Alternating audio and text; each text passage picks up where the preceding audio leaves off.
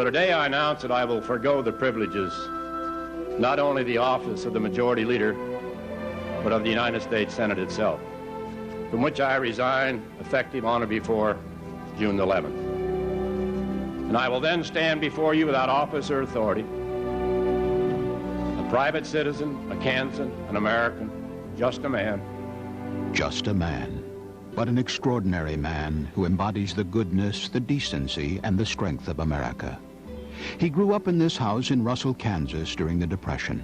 Life was hard, but the values were simple. From his parents, he learned the value of hard work, honesty, and responsibility. In Russell, they knew him as the boy who mowed lawns, worked at the drugstore, and excelled in 3 sports. But when his country called, Bob Dole left Russell behind and went to war. It was in Italy where Lieutenant Bob Dole was shot by German gunfire. Paralyzed, he underwent 9 operations. I went around looking for a miracle that'd make me whole again.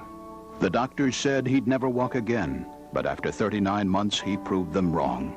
He persevered, he never gave up, fought his way back from total paralysis. For the woman who knows him best, his humility and honesty impressed her most.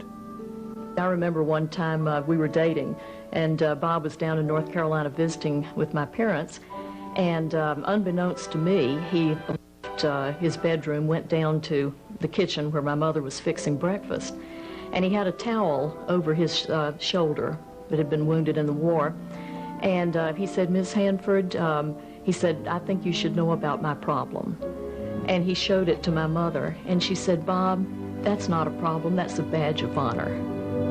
Honor, country, and duty is what motivated this man to serve his beloved Kansas in the United States Congress. And he certainly made his mark. It was the caring man who led the rescue of Social Security from bankruptcy in 1983. It was the determined man who helped rebuild our national defense, which brought the Soviet Union to its knees. It was the compassionate man who paved the way for the Americans with Disabilities Act. It was the visionary man who took the lead in passing Ronald Reagan's tax cuts that fueled a decade of unparalleled economic growth.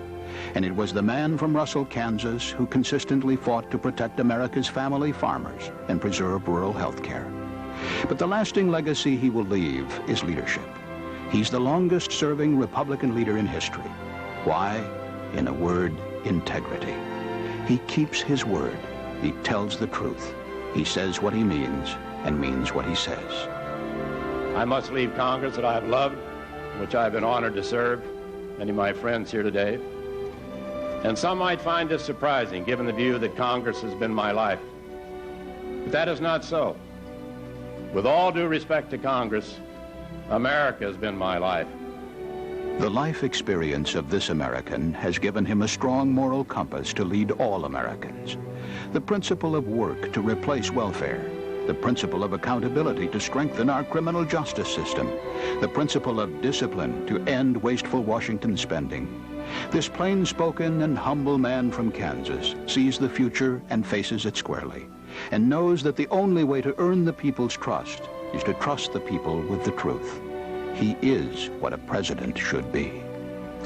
My campaign is about telling the truth. It's about doing what is right. It's about electing a president who's not attracted to the glories of the office, but rather to its difficulties. It's about electing a president who, once he takes office, will keep his perspective and remain, by his deepest nature and inclination, one of the people. Bob Dole, just a man, an extraordinary man.